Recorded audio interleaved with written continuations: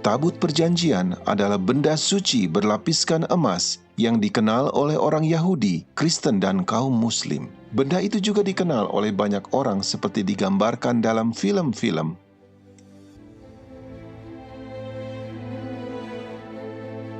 Tapi, apakah sebenarnya Tabut Perjanjian? Naskah tertua yang menuliskan tentang itu adalah Taurat dalam kitab orang Yahudi dan dalam Perjanjian Lama Alkitab.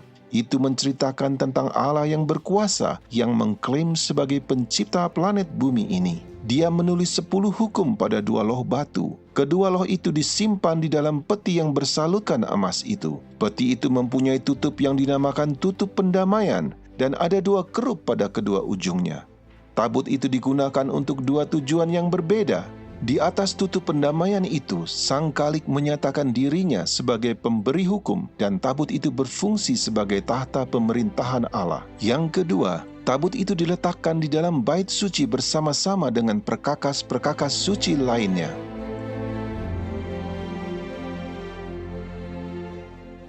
Tidak ada seorang pun diizinkan memasuki ruangan di mana tabut itu berada, kecuali sekali setahun pada saat imam besar membawa darah ke dalam ruangan dan memercikan darah di depan tabut dan di atas tutup pendamaian. Ini melambangkan pelanggaran terhadap hukum Allah yang ada dalam tabut itu dibayar lunas oleh darah pengganti yang dipercikan di depan tahta Allah itu.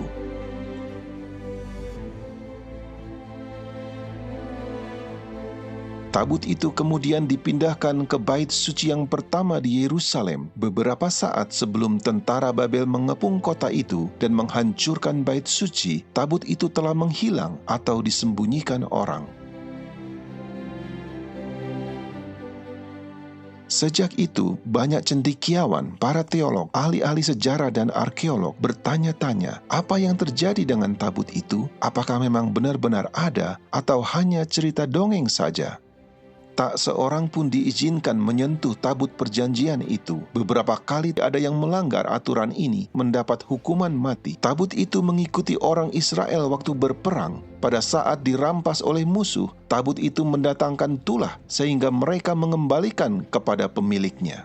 Tabut itu dipercayai memiliki kekuatan gaib. Selama bertahun-tahun banyak orang yang mencari tabut perjanjian itu atau mencoba memahami pentingnya tabut itu. Banyak orang telah membuat replikanya dan juga banyak yang mengaku telah menemukannya. Tetapi sejauh ini tidak ada yang memberikan bukti temuan yang dapat diuji. Namun demikian, ada satu penemuan yang sangat unik dan istimewa, berbeda dari semua penemuan lainnya, bahkan sangat menyentuh hati.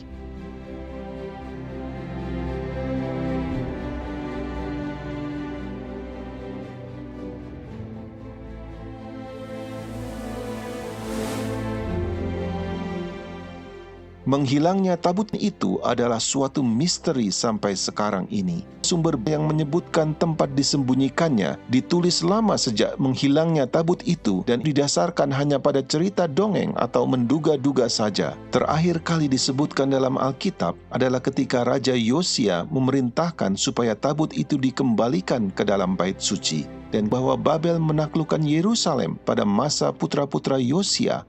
Satu hal yang menarik tentang kisah itu adalah tidak disebutkan keberadaan tabut itu, sekalipun perkakas lainnya yang dirampas disebutkan. Kitab Makabe yang ditulis beberapa ratus tahun setelah tabut itu hilang, mengklaim bahwa tabut itu telah disembunyikan di gunung di mana Musa melihat tanah perjanjian sebelum dia meninggal. Di dalam buku baru, dikatakan bahwa Tuhan membiarkan bumi di bawah Yerusalem menelannya dan tabut itu akan muncul kembali di akhir zaman. Literatur abad pertengahan mengklaim bahwa tabut itu dibawa ke Ethiopia. Juga ada spekulasi abad ke-20 yang mengatakan ada di Mesir, bahkan sampai di Irlandia. Dengan memahami apa itu tabut perjanjian, mungkin kita bisa mengetahui di mana keberadaannya. Fungsi utama dari tabut perjanjian itu adalah menjadi tahta pemerintahan Allah di bait suci di bumi ini. Tabut itu memiliki banyak peran di luar bait suci dan tidak terbatas pada upacara korban saja. Baik di dalam dan di luar sistem pelayanan bait suci, maka tabut itu digunakan untuk membela hak Tuhan sebagai hakim dan Allah yang sejati, serta Raja atas seluruh bumi. Tuntutan atas hak ini ada tertulis dalam hukum di dalam tabut yang menyatakan bahwa Dia adalah pencipta dan bahwa bumi ini adalah miliknya.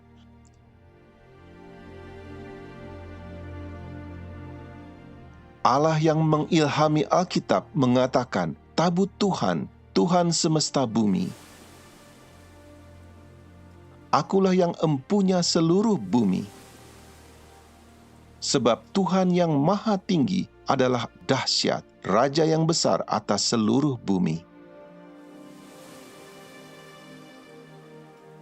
Itulah sebabnya tabut itu ada di depan waktu berperang melawan kota Yeriko, meskipun kota itu tidak menerima Dia sebagai Tuhan atau penguasa tertinggi di bumi ini. Tuhan tetap bisa menghakimi dan menghukum mereka. Meskipun Nebukadnezar, pemimpin besar di Babel, tidak menyembah Allah Israel, baik dia dan raja-raja lainnya pada masa itu tetap dihakimi oleh Tuhan. Orang-orang Asyur, Midian, Kanaan, Mesir, orang Ethiopia, orang Filistin, dan banyak bangsa-bangsa lain yang menolak Allah sebagai Tuhan mereka tetap dihakimi sesuai dengan standar Tuhan. Pada saat raja terakhir Babel mengolok-olok Tuhan di bait suci Allah, ia dijatuhi hukuman oleh Tuhan dengan tulisan tangan di dinding sebagai penghakiman di depan semua orang di ruangan itu. Tuhan menunjukkan bahwa tidak peduli agama atau etnis apa yang Anda miliki, Anda akan diadili berdasarkan standar Sang Pencipta dan bukan standar moral Anda sendiri atau standar moral dari budaya tertentu.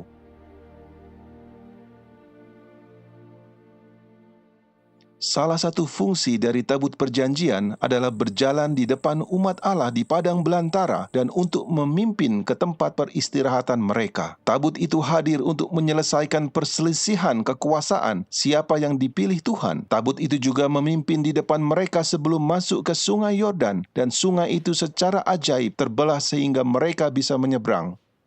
Tabut itu juga mengambil bagian dalam meneguhkan perjanjian antara Allah dengan Israel di Gunung Ebal. Meskipun Israel mengecewakan Tuhan, ditaklukkan oleh musuh atau tabut itu dirampas dari mereka, Tuhan menggunakan tabut itu untuk menghakimi orang Filistin dan mengalahkan dewa-dewa mereka sehingga mereka dipaksa untuk mengembalikannya. Dalam situasi ini Tuhan menggunakan tabut itu sebagai simbol status kerajaannya. Bahkan ketika Tuhan tidak melindungi umatnya yang murtad, Ia tetap melindungi tabut itu karena tabut itu adalah lambang kekuasaannya. Ini sangat jelas bahwa tidak ada orang yang perlu melindunginya dan bahwa Tuhan akan menjaga miliknya sendiri. Itu juga meniadakan kemungkinan tabut itu dapat dihancurkan. Tabut itu adalah tahta Tuhan di bumi, dan Alkitab berkata, tahtamu kepunyaan Allah, tetap untuk seterusnya dan selamanya. Pada saat Yeremia baru saja menyaksikan Yerusalem dan bait suci dihancurkan, dia tetap memiliki pandangan yang berbeda tentang tahta Allah.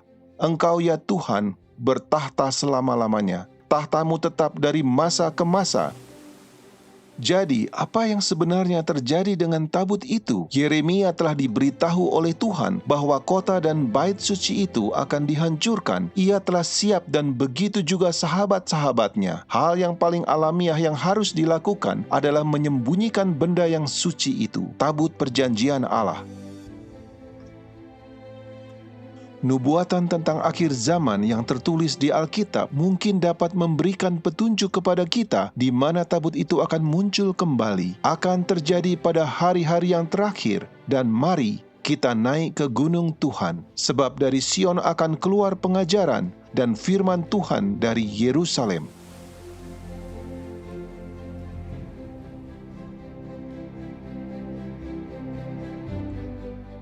Pada abad ke-19, arkeologi sudah mulai maju ketika berbagai ilmuwan pergi mencari peninggalan-peninggalan kuno yang ditemukan di Timur Tengah.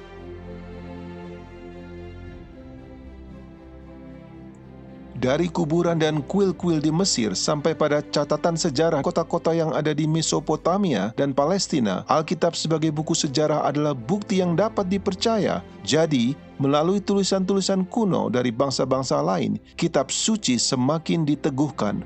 Bahkan kota Babel yang telah menjadi legenda bagi banyak orang dapat ditemukan dari peninggalan-peninggalannya. Kota Yerusalem telah dihuni sejak tabut itu menghilang. Banyak orang yang membangun rumah-rumah baru di atas bangunan kuno di bawahnya. Jadi kota kuno itu merupakan lapisan-lapisan sejarah yang bertumpuk satu dengan yang lainnya.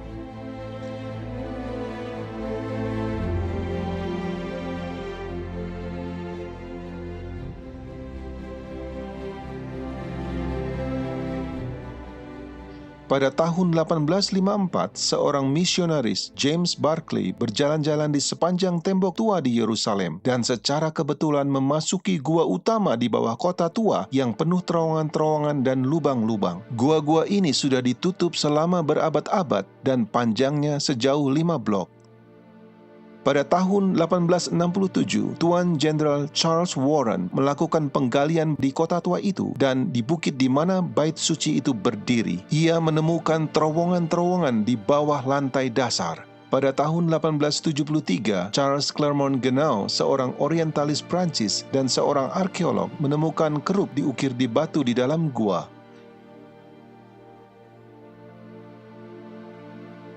Kerubim biasanya digunakan di zaman kuno untuk menjaga jalan masuk ke kota atau tempat suci.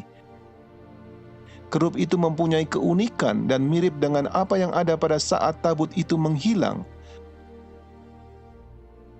Pada tahun 1882, Jenderal Gordon, seorang perwira yang dihormati, melakukan perjalanan ke Timur Tengah dan pada saat berjalan-jalan di Yerusalem, ia merasa yakin bahwa tempat yang biasa disebut Golgota bukanlah lokasi yang benar. Di bagian utara dari bukit bait suci yang terpotong itu kelihatannya jauh lebih sesuai dengan gambaran dari Alkitab dan tata letak kota kuno itu.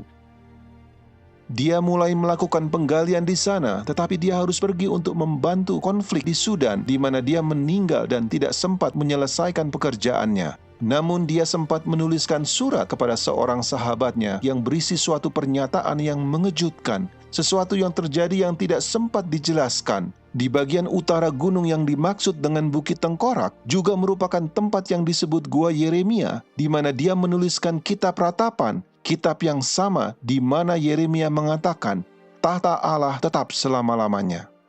Gordon berkata, tabut perjanjian itu ada di sana. Dia juga menyebutkan bahwa perkakas-perkakas bait suci yang lain dapat ditemukan di sana. Pernyataan itu sangat aneh karena dia tidak pernah menyelesaikan penggaliannya. Jadi bagaimana dia bisa tahu? Demikianlah Gua Yeremia itu tetap tertutup dan surat-surat Jenderal Gordon tersimpan di suatu tempat yang aman. Sekitar 100 tahun kemudian, seorang yang bernama Ron Wyatt menaikkan doa kepada Tuhan supaya Tuhan menggunakan dia menunjukkan kepada dunia bahwa Alkitab itu benar adanya. Ron sudah mempelajari kisah tentang air bah dan menyelidiki kemungkinan adanya peninggalan Bahtera Nuh. Dia juga mempelajari keluarnya Israel dari Mesir dan lokasi di mana mereka menyeberangi lautan. Menemukan beberapa roda kereta perang orang Mesir kuno. Ia telah melakukan penyelaman di dasar lautan dan berakhir dengan kunjungannya di Yerusalem. Dia berjalan sepanjang tebing dengan kenalannya yang baru dan secara tiba-tiba tangan kirinya terangkat sendiri dan jarinya menunjuk ke sampah dan puing yang bertebaran di kaki bukit itu. Tidak memahami mengapa atau bagaimana, dia mendengar dirinya sendiri berkata, itu adalah Gua Yeremia dan tabut perjanjian itu ada di sana.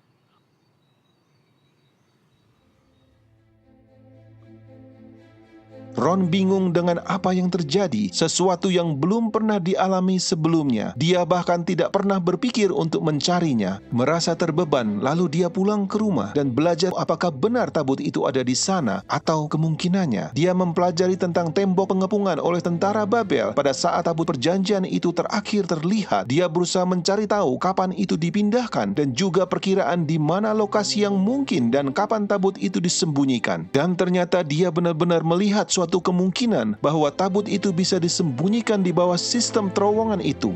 Dia yakin bahwa Allah sendiri telah mengilhami dia untuk dapat menemukannya. Ron memulai penggalian bersama kedua anaknya laki-laki di tempat di mana jari tangannya menunjuk.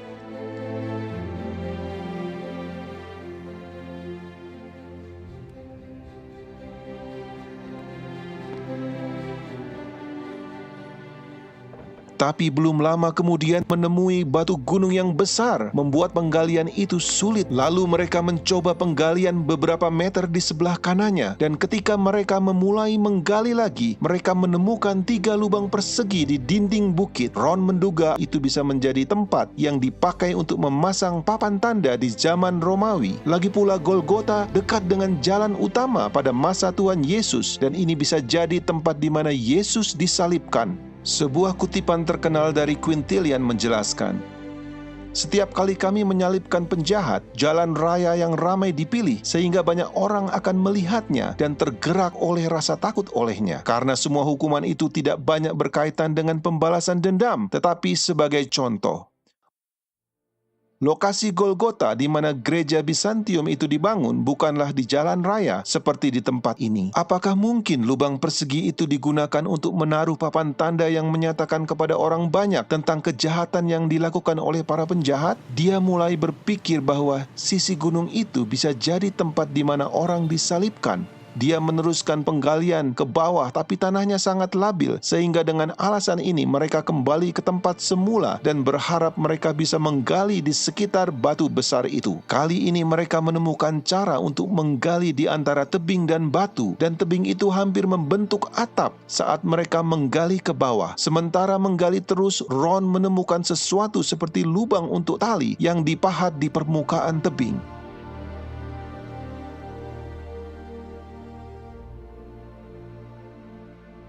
Dia ingin mencari tahu digunakan untuk apa lubang tali itu. Di kedalaman 12 meter di bawah tanah, mereka mendapatkan diri mereka ada di dalam ruang seperti bak air yang besar.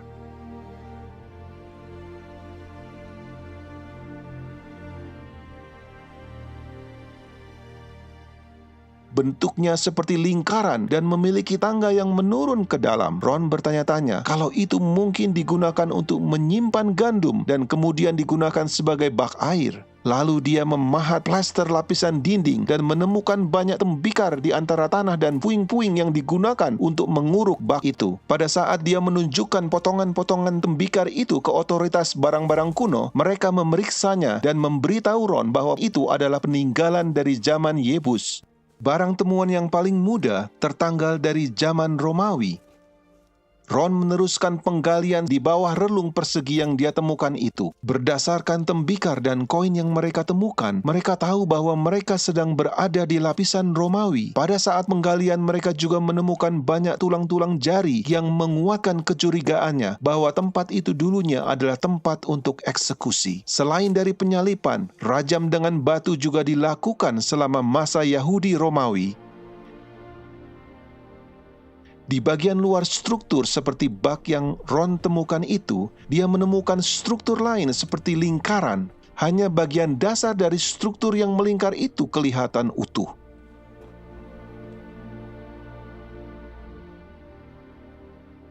Saat mempelajari struktur itu, dia menemukan bagian yang terawat baik dengan dinding dan sebuah batu yang menonjol secara horizontal keluar dari dinding di permukaan tebing.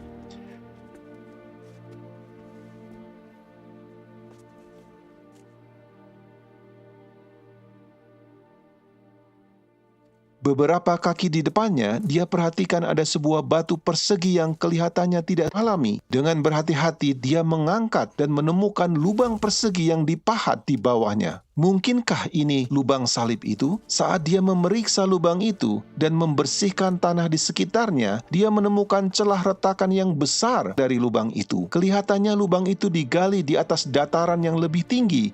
Di tingkat yang lebih rendah, dia menemukan beberapa lubang salib yang lainnya. Tetapi tidak terpikirkan oleh Ron, lubang yang di bagian atas dengan celah retakan itu mungkin menjadi lubang yang digunakan untuk salib Kristus. Dia ingat nas Alkitab, gempa bumi mengguncang gunung ketika Kristus mati. Dapatkah celah retakan itu dihubungkan dengan lubang tempat salib itu? Lubang salib itu mencapai kedalaman 58 cm dari batuan dasar, sedangkan celah retakan tampak lebih dalam.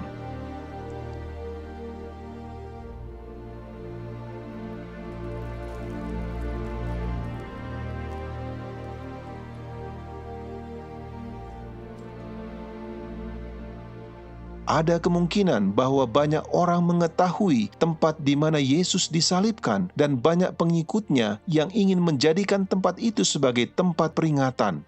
Golgota yang digunakan gereja Katolik dan gereja Ortodoks adalah dibangun atas perintah dari Konstantinus Agung sekitar tahun 325 atau 326 Masehi di atas reruntuhan kuil penyembahan berhala. Ini terjadi lama sesudah Kristus disalibkan. Tetapi yang ditemukan Ron adalah dari zaman Romawi dan tidak lama dari waktu penyaliban. Setelah tahun 70 Masehi, banyak orang Yahudi yang terbunuh atau pindah dan kota itu berubah menjadi perkemahan Romawi. Itu berarti lokasi itu tidak lagi digunakan untuk penyaliban. Ron menemukan koin di bangunan-bangunan yang diperkirakan dari periode tahun 135 Masehi atau sebelumnya.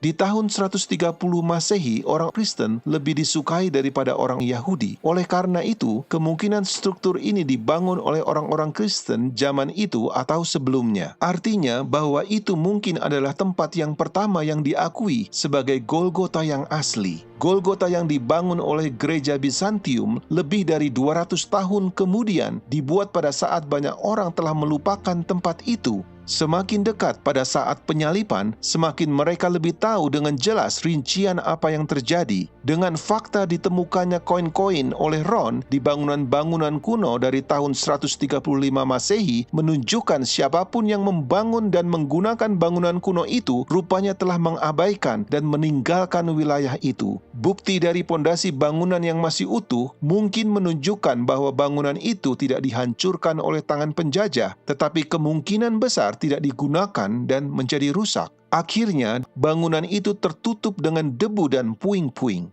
Apapun masalahnya, bukti menunjukkan bahwa bangunan itu mungkin telah ada jauh sebelum gereja makam kudus. Ron dan kedua putranya telah bekerja di sana hampir 2 tahun. Mereka terus melakukan penggalian pada lapisan zaman Romawi untuk mencari gua-gua atau pintu masuk ke terowongan, tapi tanpa memperoleh keberhasilan.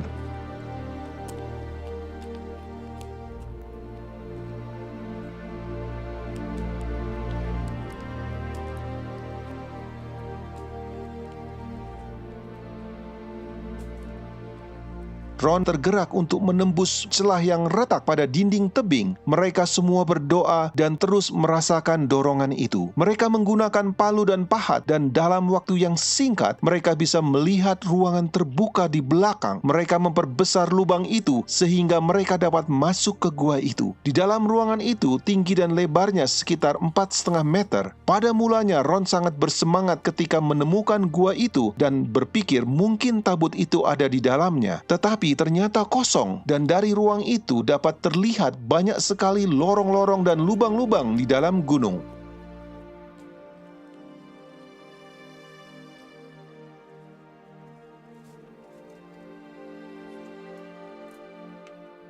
Ron terus melanjutkan pencarian di setiap terowongan-terowongan dan lubang-lubang yang terbuka di dalam sistem gua yang sangat besar itu.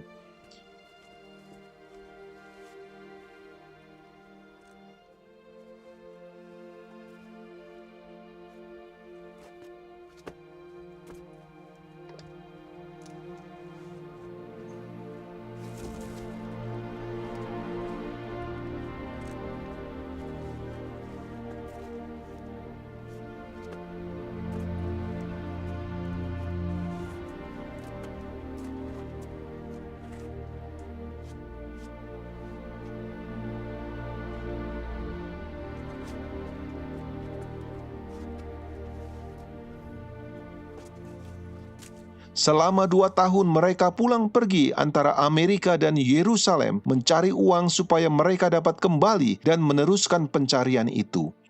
Pada bulan Desember 1981, mereka melanjutkan pekerjaan di dalam sistem gua yang mereka temukan. Namun akhirnya mereka bertiga sakit. Kedua putra Ron kembali ke Amerika dan Ron harus mencari bantuan dari orang lain untuk melanjutkan. Dia tidak akan menyerah dan merasa Tuhan telah berjanji kepadanya bahwa dia akan menemukan tabut pada kunjungan itu. Tetapi sekarang dia telah menggunakan seluruh uangnya. Dia sedang sakit dan pekerjaannya sangat sulit dan melelahkan. Seorang dari penduduk setempat yang membantu Ron bisa menembus celah-celah sempit yang di mana Ron sendiri tidak bisa. Dan sementara melihat-lihat sekelilingnya, Ron menemukan lorong mirip seperti cerobong dan sebuah terowongan kecil di mana Ron harus menghembuskan nafasnya untuk masuk.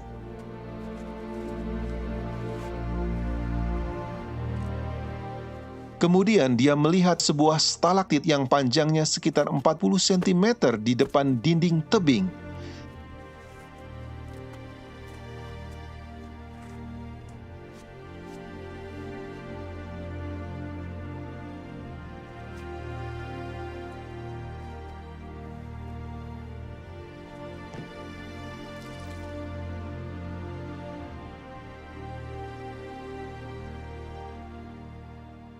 Di belakangnya ada lubang kecil dan Ron berusaha untuk mengintip tapi tidak berhasil.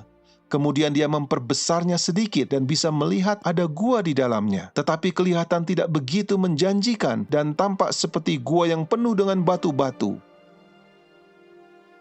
Ron sudah bertekad untuk mencari terus. Dia memperbesar lubang itu sehingga cukup untuk penolongnya masuk. Tetapi tiba-tiba si penolong itu keluar dengan ekspresi ketakutan dan berteriak, "Ada apa itu? Ada apa di situ? Saya tidak akan kembali ke situ." Kemudian dia keluar dari gua secepat mungkin. Saat itu Ron menyadari bahwa pasti ada sesuatu di situ. Kemudian dia memperbesar lubang itu supaya dia dapat masuk. Hari itu adalah tanggal 6 Januari 1982.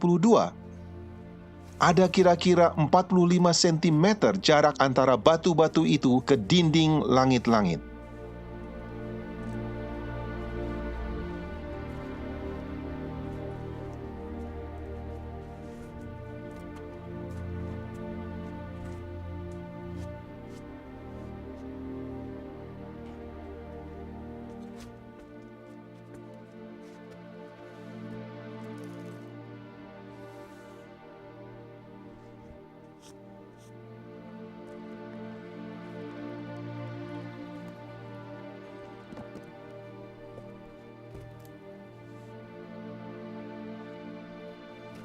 Ron menyorotkan lampu senternya di antara batu-batuan itu dan melihat sesuatu di bawahnya. Beberapa balok kayu yang sudah membusuk dan di bawahnya ada kulit binatang yang sudah kering dan berubah menjadi bubuk pada saat disentuhnya. Kemudian dia melihat sesuatu benda yang memantulkan sinar lampunya mengkilap keemasan. Dia berpikir mungkin itu adalah tabut perjanjian itu. Tetapi pada saat menyingkirkan kulit binatang itu, dia melihat meja dari emas yang begitu indah dikelilingi oleh bingkai di sisi-sisi dengan pola seperti lonceng dan buah delima. Ron merasa yakin bahwa itu pasti berasal dari bait Allah yang pertama yang hilang dan bisa jadi adalah meja roti sajian yang asli. Kemudian dia menyelidiki ruangan itu lebih teliti dan memperhatikan sekeliling ruangan itu.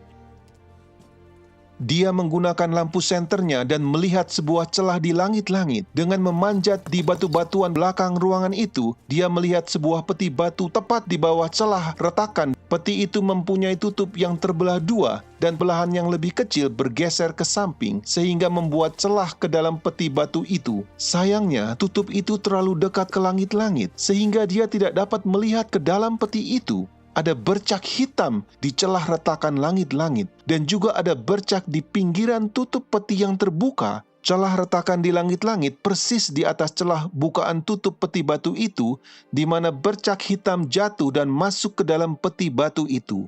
Pada saat itulah seingat Ron, menyadari apa yang terjadi di ruangan itu membuat dia jatuh pingsan.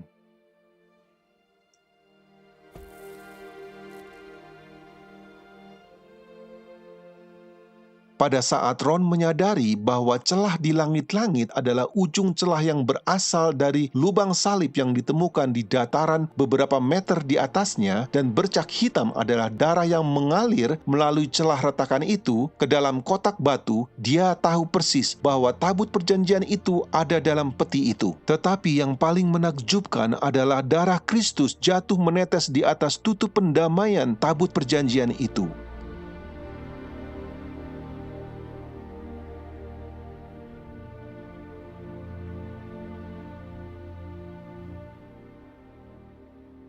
Ron pingsan selama kurang lebih 40 menit.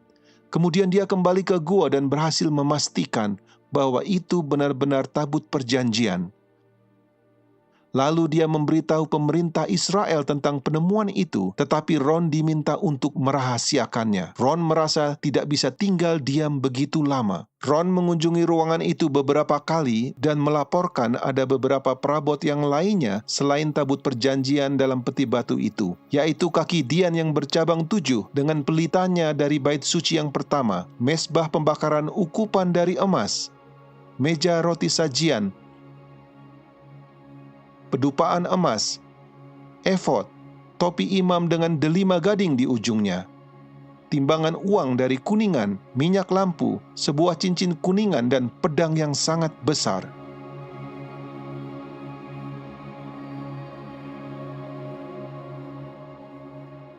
Di belakang tabut itu ada ruang kecil, dan di situ ditemukan kitab hukum yang diduga ditulis oleh Musa. Menurut sepengetahuan Ron, kitab Kejadian tidak ada di situ. Dia merasa terkesan dengan gulungan kitab dari kulit binatang yang masih dalam keadaan sempurna. Kemudian dia mulai bertanya-tanya, bagaimana tabut itu dapat masuk ke ruangan itu? Tidak mungkin melalui jalan di mana dia masuk, karena dia harus menembus melalui batu-batuan. Dengan memindahkan banyak batu-batuan itu, dia menemukan jalan masuk yang lebih besar menuju ke Gua Zedekia di tepi jalan di mana gambar kerub telah ditemukan. Di terowongan itu dipenuhi dengan banyak batu-batu besar, dan Ron tidak tahu bagaimana mengeluarkannya melalui jalan dari tempat dia masuk. Ron mencari sebuah laboratorium di Israel untuk menganalisa darah yang dia temukan di celah retakan itu dan yang ditemukan di atas tutup pendamaian. Hasilnya sangat mengejutkan mereka. First of all, in this analysis, I took the blood into a laboratory in Israel. I asked one of the people I work with in antiquities, where is a good laboratory that does reliable work? And they said, such and such, such and such. I took it. I just said, please examine this blood and tell me what you can tell me about it. All right? They said, well, look, we're going to reconstitute it. We're going to put it in normal saline and keep it at body temperature for 72 hours with gentle swirling. All right, that's their business. That's great. I said, now I want to be there when you check it out. They said, fine. So I was back. They checked it out. I said, now, they said it's human blood. We can tell that. They did whatever tests they need to do. And then I said, take some of the white blood cells and put them in a growth medium and keep them at body temperature for 48 hours. And they said, well, that'll do no good because it's dead blood. I said, would you please do that for me? And they said, okay, we'll do it. So anyway, I said, I want to be there when you take it out and examine it. So I was back there. They took it out, examined it under a microscope, and the one technician called the other one over there, and then they called the boss over there, and they were talking Hebrew a mile a minute there for a little bit, and they looked at me and they said, Mr. Wyatt, this human blood only has 24 chromosomes in it. Everybody else has 46. You see, 23 from your mother, 23 from your father, 22 autosomes from your mother, 22 autosomes from your father. You get an X from your mother, you may get an X or a Y from your father, all right? This blood had 23 chromosomes from the mother's side, one Y chromosome only. You see, the child could not have developed if they hadn't had the autosomes from the mother. So all of his physical characteristics were determined by his mother's side of the family, her autosomes. His maleness was determined by this one Y that came from the source, not a human male. Then they said, this blood is alive. And then they said, whose blood is this?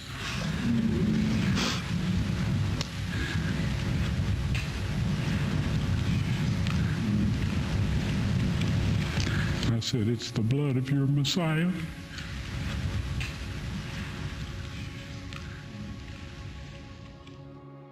Ketika darah menetes di atas tutup pendamaian itu, terbukti bahwa karena dosa terhadap hukum Allah inilah Kristus menanggung hukuman itu. Dosa-dosa kita merupakan pemberontakan terhadap hukum Allah, bukan terhadap hukum manusia atau hukum agama lainnya. Terhadap hukum Allah inilah kita perlu bertobat. Allah Bapa telah mengirimkan putranya untuk mati menggantikan kita. Ron ingin segera memperlihatkan semua penemuannya ini kepada dunia. Tetapi Tuhan menghentikan usahanya itu.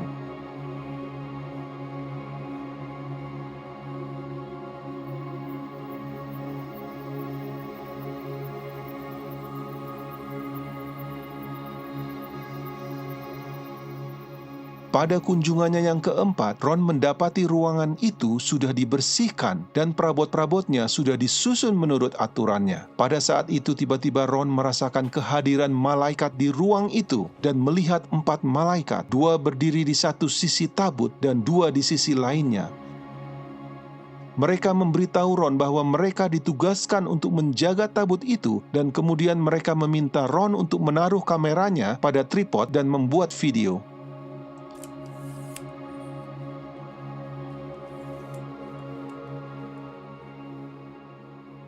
Malaikat-malaikat itu mengangkat tutup pendamaian tabut dan meminta Ron untuk mengeluarkan 10 perintah Allah yang tertulis di 2 loh batu. Kemudian Ron memegang 2 loh batu itu dan mengarahkannya ke kamera. Mereka kemudian memberitahu Ron kapan Tuhan berencana untuk menunjukkan kepada dunia, yaitu pada waktu yang ditentukan Allah pada saat hukum nasional hari Minggu diberlakukan. Segera setelah itu, kedua loh batu itu akan diperlihatkan kepada dunia. Ron langsung mengetahui apa maksud malaikat itu karena dia telah mempelajari topik itu sebelumnya. Malaikat itu berbicara mengenai pemberlakuan tanda binatang yang dinyatakan dalam kitab Wahyu 13 dan 14 sebagai penipuan dan ujian yang terakhir yang akan datang di dunia ini sebelum kedatangan Kristus yang kedua. Hukum Allah itu dan darah Kristus adalah suatu kesaksian yang menentang versi 10 hukum yang dibuat manusia yang akan dipaksakan kepada semua orang di dunia ini dan juga akan melawan ajaran-ajaran yang salah mengenai keselamatan yang telah dikhotbahkan kepada banyak orang oleh pemimpin-pemimpin agama. Ron meninggal dunia tahun 1999 tanpa melihat peristiwa itu digenapi, tetapi bukti-bukti dari peristiwa itu telah dimasukkan ke dalam videotape dan dia menggunakan sisa waktunya di tahun-tahun dan bulan-bulan terakhir untuk memberitakan kasih Kristus dan pengorbanannya bagi kita semua. Kemudian dia memperingatkan orang-orang akan kedatangan hukum tanda binatang itu. Mohon dengarkan pesan dan peringatan dari Ron yang penting ini. Well, this set of laws is the one that God's subjects have to keep. It's under His throne in heaven and on earth, because Moses was told to make his dwelling place, God's earthly dwelling place, after the manner shown him in the mountain, or the pattern shown him in the mountain. And so anyway, this mercy seat was the earthly throne of God, and it still is. And the Shekinah glory dwelt there for hundreds and hundreds of years until the Jews became so rebellious and paganistic that God decided He wouldn't dwell among them anymore. We may take a look at that a little bit. But anyway, that is what the mercy seat is all about. There's one statement in Scripture, and that's in 2 Thessalonians, all right? I think it's around the 2nd chapter. It talks about the man of sin. It says he was set in the temple of God, showing himself that he is God. Now, to look at it quickly, it would imply that in order for him to set in the temple of God, that there'll have to be one built, because there's no one there now. On planet Earth, at this point in time, there is an individual who him and his ancestors in his position changed the law of God. They eliminated the second commandment, which says, "Thou shalt not make unto thee any graven image or any likeness of anything in heaven above, earth beneath. Thou shalt not bow down to them nor serve them."